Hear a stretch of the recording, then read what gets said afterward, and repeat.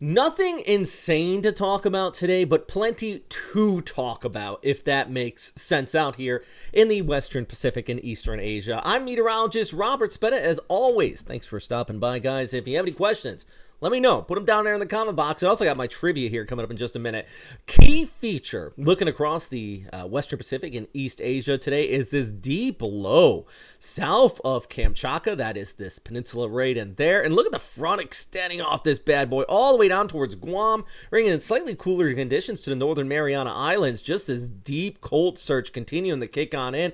And another system that's kicking out there towards northeastern China, which, believe it or not, well, probably believe it. It is the start of yellow sand season. I always feel a little racist saying that, yellow sand. It's because it's coming out of the Gobi Desert, and it kind of gives this orangish tint in the air. There's warnings in place all the way down towards Beijing, across a good portion of northeastern areas of China. And this is what it looks like out there in Gansu province. I mean, oof, it is got that goldish hint. Now, if we look ahead as this moves off towards the east, that does bring some dusty conditions even over towards Japan as well, and reduces kind of the air quality. That's the word I'm looking for. Air quality across Japan. And also down towards the south, pretty nice weather over the next few days in the Philippines. But there is another cold surge, probably from this low rate here, that's going to kick off as we go ahead through the second half of the weekend. So here's that low pressure area I was talking about, just working its way across northern Japan. So by Friday and the Saturday, expect a lot of that dust to kind of kick off in your direction. We'd have a cold surge associated with that. And you can see that does come towards the south, but a high pressure ridge really in control across the tropics. And that keeps the easterlies running south of Guam. Basically, it's going to keep this low further towards the north. And it's not until this low, see that one just around Okinawa, moves across western Japan, might even bring some snow to parts of the Kanto Plain if it's cold enough. That will help usher in the next cold surge as that pushes towards the south here on Monday, over towards Tuesday across the Philippines, and thus increasing that chance of rainfall, especially for parts of Luzon. Let's take a look at the broader picture here, though. Yeah, you really can see on this satellite picture the easterlies here, the westerlies there, and smack in the middle, high pressure ridge just continuing to dominate. Just look at where the general flow of the clouds is, and that is why a couple things. One, kind of dry over the next few days. Two, also just looking at the heat. I think that we're going to be seeing some of the warmest temperatures again, like we did a couple weeks ago, where mercury with the heat index will be into the mid 30s for a good portion of Luzon down towards Visayas. And then you see right on the top of the screen that next surge that does set up there. But this is through Thursday, Friday, heading into Saturday. You got your little shear line, still a little weak one right there, bringing some light rain. But in general, totals across the country pretty low.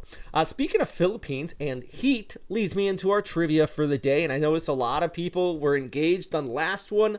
Let me know if you know the answer to this down below. I'll answer it at the end of this video. But the one in the last one, by the way, if you watch, was on average 20 tropical systems near the Philippines per year on average. What is the hottest temperature ever recorded in the Philippines at an official site? That is today's trivia question. And I think for some of you, with the heat index, you'll be flirting with some of that heat there in the next few days, because it's going to get hot. Taking a look at the broader picture, though, yeah, high pressure in control. But like I said, there's that next cold surge that will bring a little bit of relief coming in from the north. And in fact, we can flip over to the graphics from Windy here. By the way, these graphics from Metro Weather's Weatherscape, fantastic source. But then if we take a look at Windy, you can see here, this is the ECMWF and the GFS time frame in the top of the screen there. You see Monday over towards Tuesday, really just in control and bringing heavy rainfall, maybe even to parts of Visayas over towards Mindanao from the 18th heading into the 19th of next week. But then if we go over towards our GFS with the long-range spaghettios, our long-range ensembles, I find it interesting, this right here, by the 20th, specifically with the GFS, it is trying to pick up on a low pressure area with the ensembles, but the operational, yeah, it does have a little increase in convection off of Mindanao there, but it's nothing it's nothing that's thrown off, alarm bells. And I think what this is picking up on, the ensembles, is kind of the easterlies smacking into that cold surge and bringing a little bit of rotation with that, just kind of almost an eddy in the atmosphere. But, and if you're not exactly sure what I'm talking about, it's this right here. So our long range ensemble kind of picking up on some small things right there. So I would give that a, at this point, like a less than 5% chance of development, but a chance nonetheless. And as we always say, that's what Lloyd says from Dumb and Dumber. So you're telling me there's a chance. Well, I'm telling you guys, big thanks for all our Patreon members who support this channel.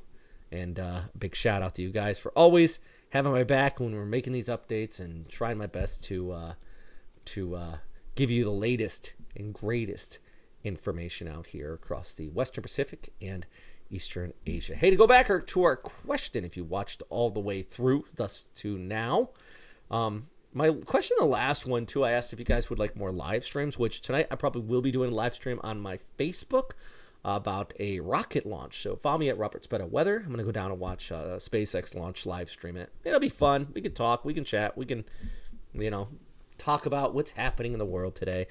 The answer to this question is A, out there in Cagayan. 42 degrees.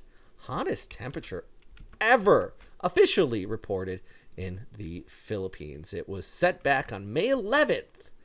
1969. And I mean, plenty of times we've come close. And it may feel like it's that. 42.5 specifically.